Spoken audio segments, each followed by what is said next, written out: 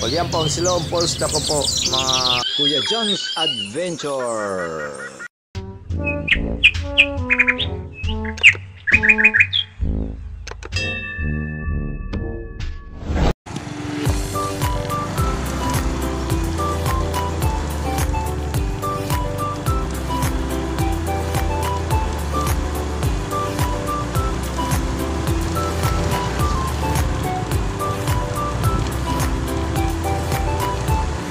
Good morning mga kapartner. Bali, nandito ako ngayon sa Barangay Buyogong. Bali, papunta pa ako ngayon sa isang falls po, doon sa Siloam Falls Dako. Okay, ganda lang po tayo. Tumatakbo yung motor ko, hinahinay lang kami. Okay.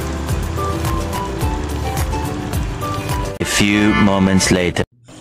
Hello mga kapartner, bali nandito na ngayon ako sa Siloam Creek. Bali, papunta na po ako sa falls na sinasabi ko kanina, doon po sa Siloam Falls Dako. Pero sa ngayon po, medyo maaga pa naman, medyo mainit yung panahon, tsaka yung daan po dito medyo mahirap lang, pero kaya to ni Kuya Jones.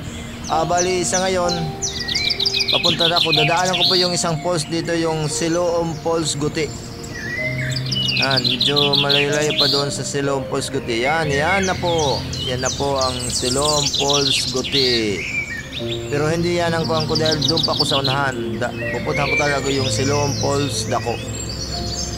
Okay, go Kuya Jones. Okay. Medyo mahirap talaga yung ganito mga kapartner. Pero sa tawag ng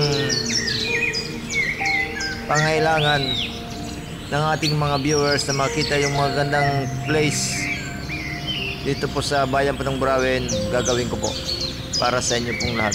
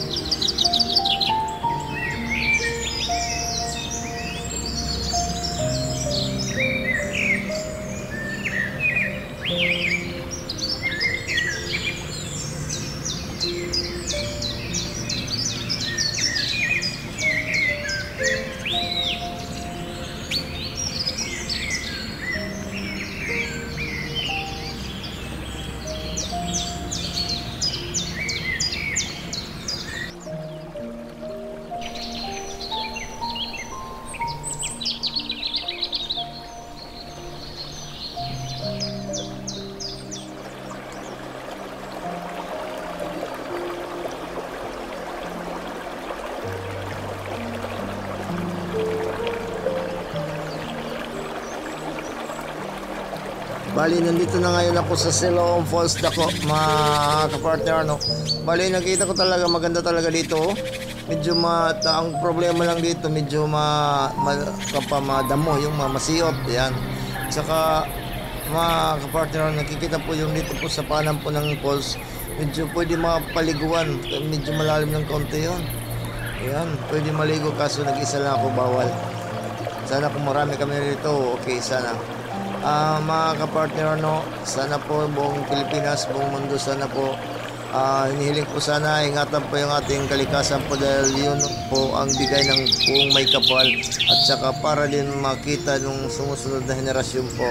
Sana po ingatan, i-respeto po natin ang bigay ng buong may kapal. Yan po ang Siloam Falls Dako po, mga kapartner.